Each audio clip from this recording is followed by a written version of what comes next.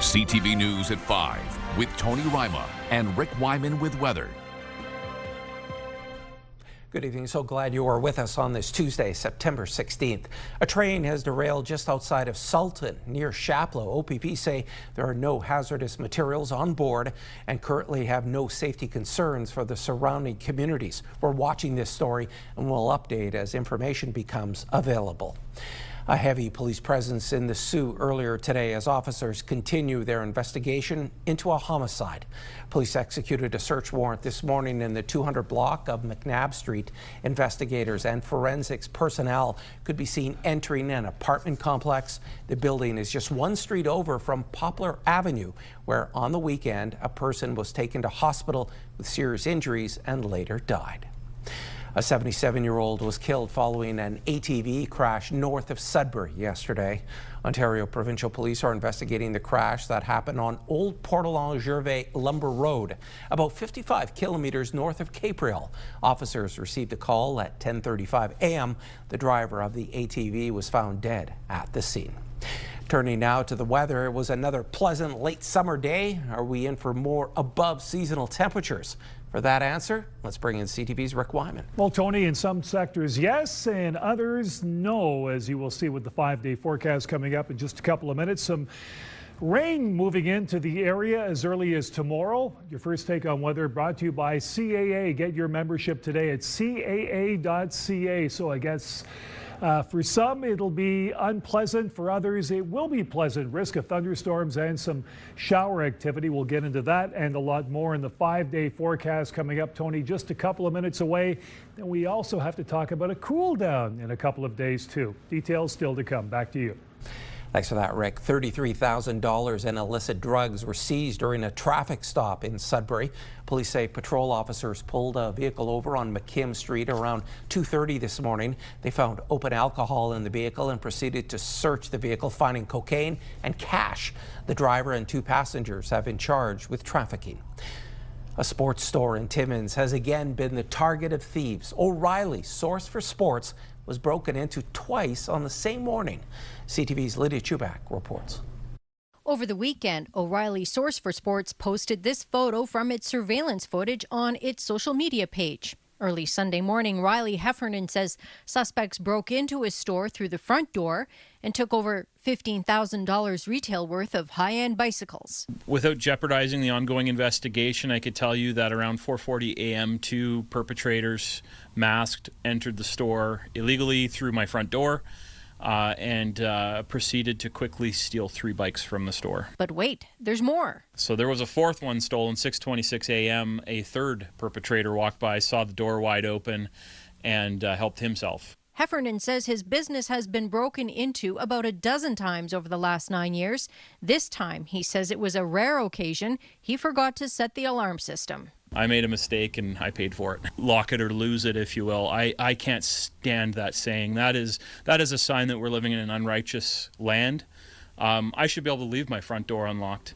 And the only thing I should get is a phone call in the morning from someone saying, hey, I noticed you didn't remember to lock your door. Heffernan says he plans to make a long-term commitment to this location and says now it's time to beef up security. I got to turn this place into Fort Knox.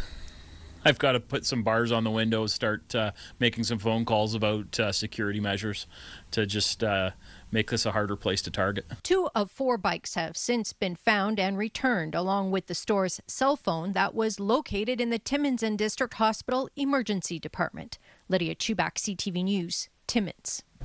Police in North Bay are pleased with the results when it comes to deterring crime and social disorder downtown. Officer foot patrol hours have more than doubled in that section of the city compared to last year. CTV's Eric Tashner tells us more. They're definitely out there working. Acting Deputy Police Chief Jeff Warner is pleased to see that the downtown foot patrol program is working. But they'll also be addressing issues in other areas of the city, and they'll be in the Ferris area. If we have complaints in the Airport Hill area, they'll be there as well. It was identified by Chief Daryl Longworth and the Police Services Board as a community need. In 2024, North Bay police officers spent 86 hours walking the beat. For 2025, as of Tuesday, officers have been on downtown foot patrol for approximately 200 hours. So if we have an area that we see that is suddenly being targeted, the foot patrol would be out.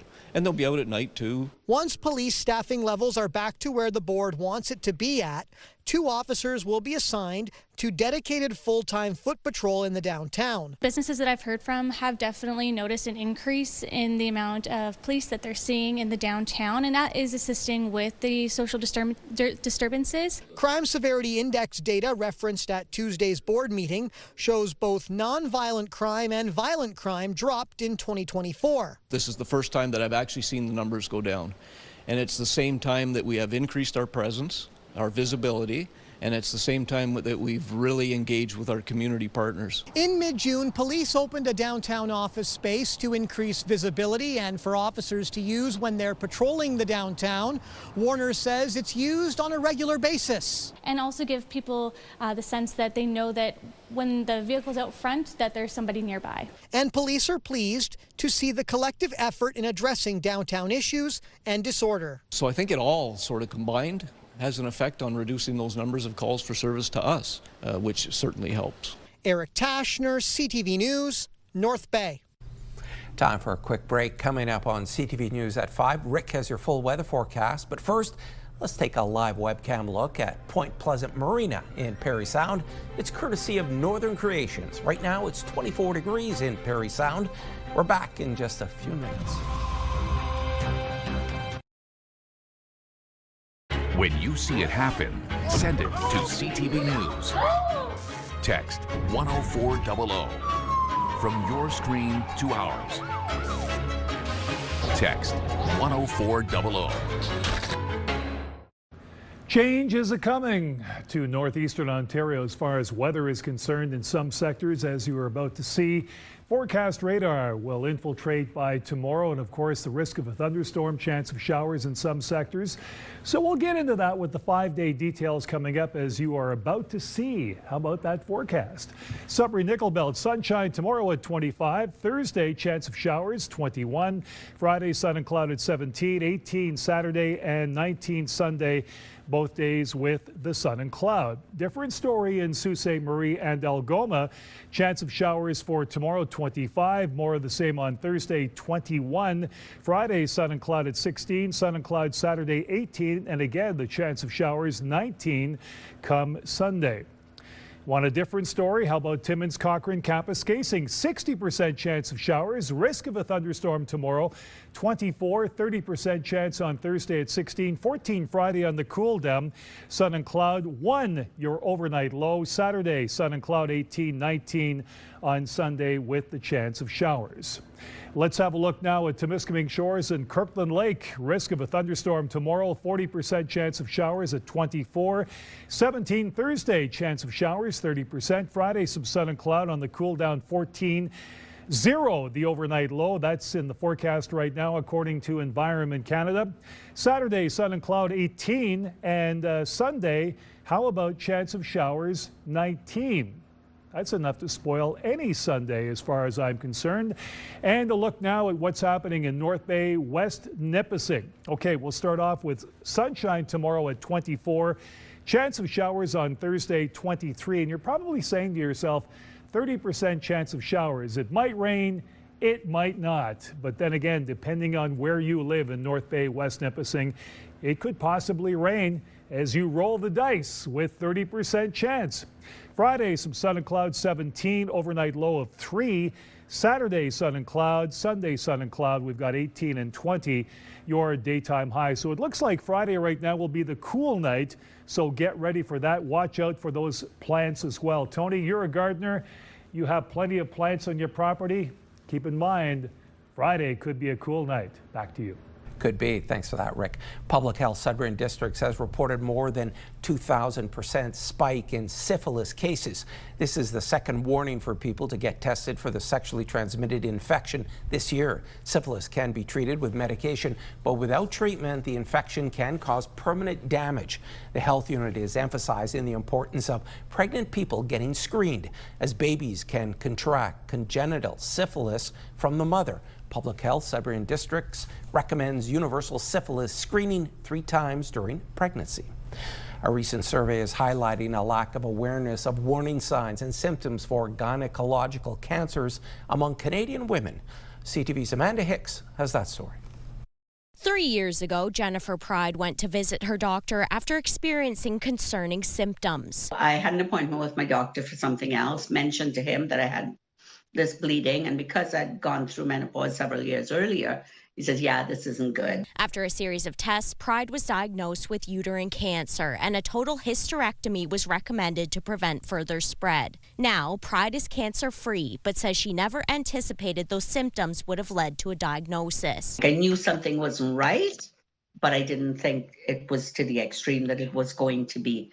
So I think know your body, listen to your body, ask questions when you go to your doctor. A survey conducted by Ledger revealed a majority of Canadian women lack awareness about gynecological cancers, finding 60% of women were unsure if gynecological cancers have early warning signs, 70% would like to see more awareness of the signs and symptoms, and 80% were unaware of risk factors to watch out for. It happens very frequently that women consult late. Dr. Louisa Bonilla is a medical oncologist who treats a majority of gynecological malignancy patients at Health Sciences North. She believes there are a lot of reasons why women aren't aware of the warning signs. We are learning that we women have a completely different type of symptom presentation for any type of disease.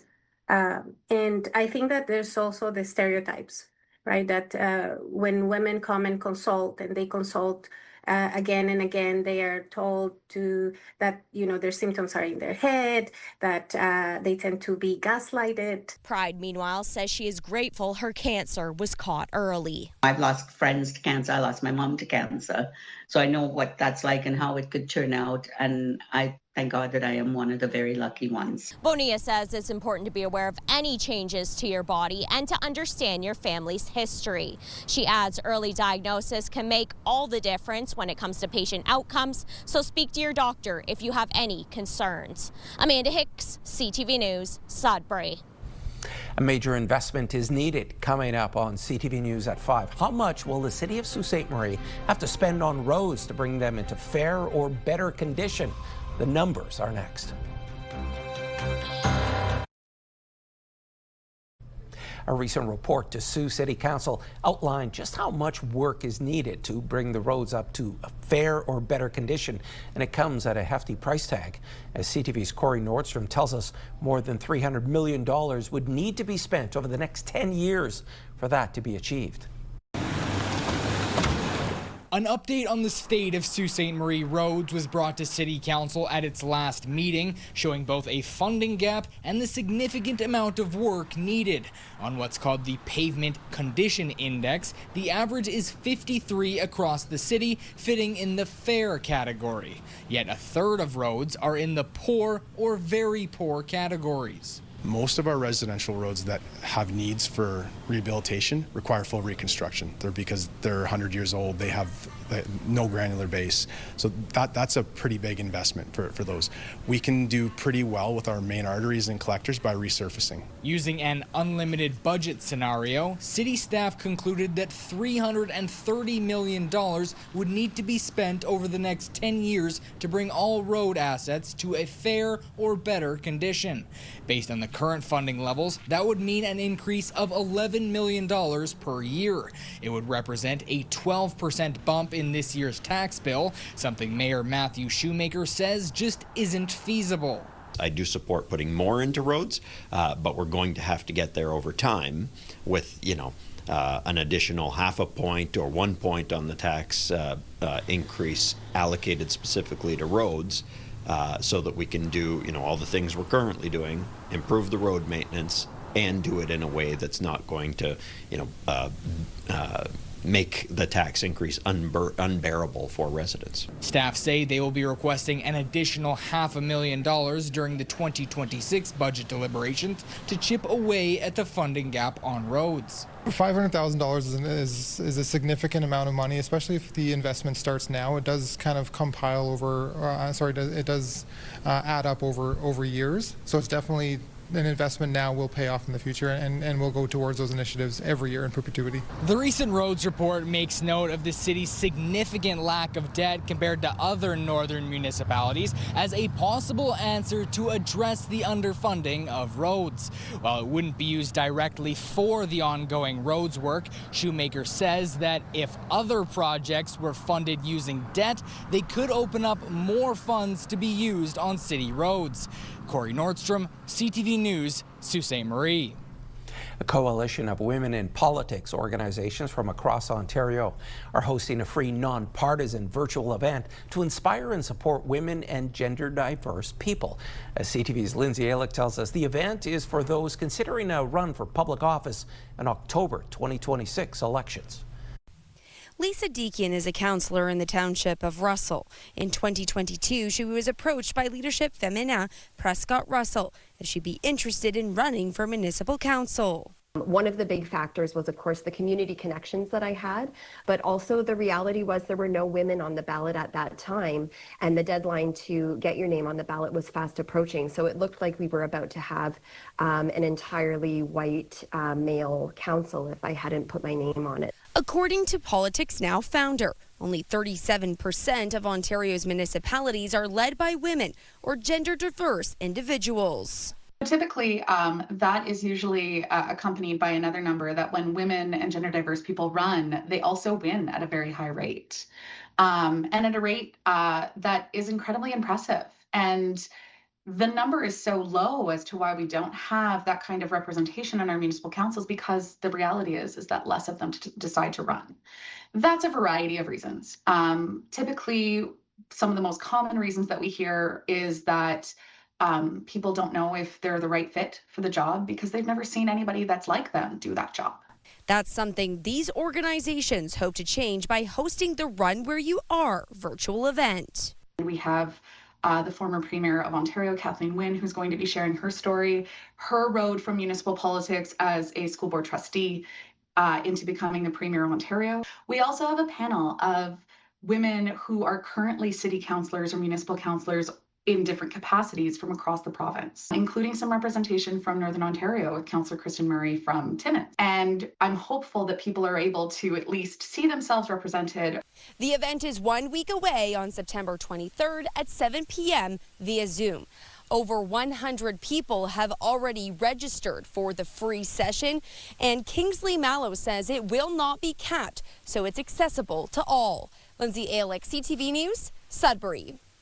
It's Tuesday, and you know what that means. If you don't, stay tuned. You're watching First at 5.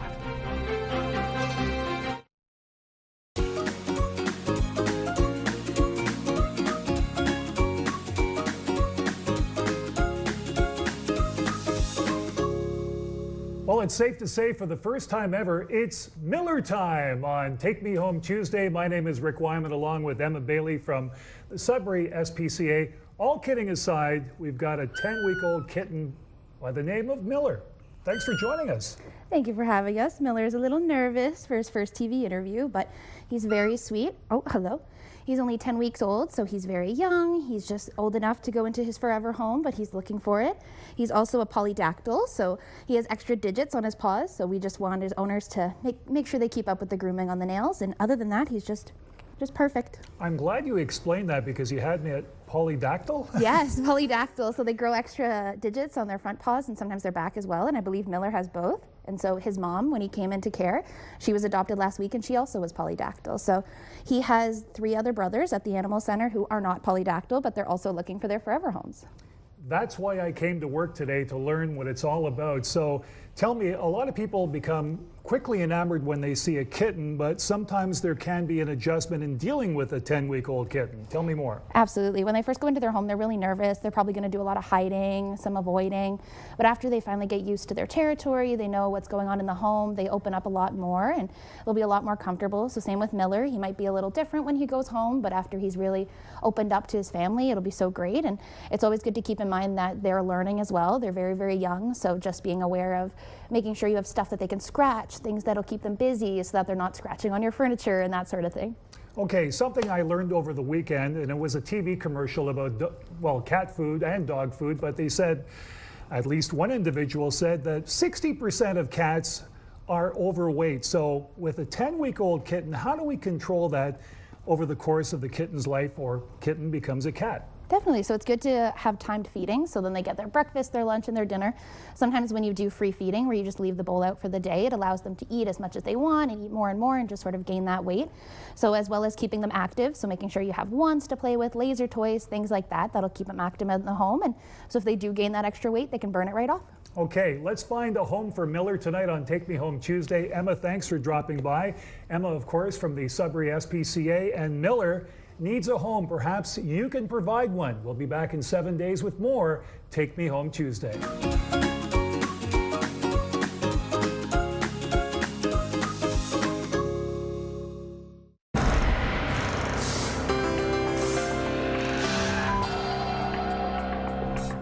Our first community close-up comes to us from Jeanette Mulligan near Espanola. Jeanette is on Agnew Lake and says, what a beautiful end of summer morning. I tend to agree, Jeanette. Thanks so much. We're off to beautiful North Bay. Morris sent us this photograph of Lake Nipissing after sunset. Look at those vibrant colors. Thanks for thinking of us, Morris. And Donna Brown emailed us this photograph of some deer. She snapped this picture at her cottage on Coburn Island, just west of Manitoulin Island. She adds, these deer have been around since they were born, and she feeds them apples. Thanks so much, Donna. And if you have any pictures, videos, or events you'd like us to showcase, you can email them to us at communitycloseup@bellmedia.ca. And today we celebrated our director, Lillian, who has been behind the scenes for 51 years at Bell Media. Lily started her career in master control and moved up the ranks. She has been a steadying force at this station.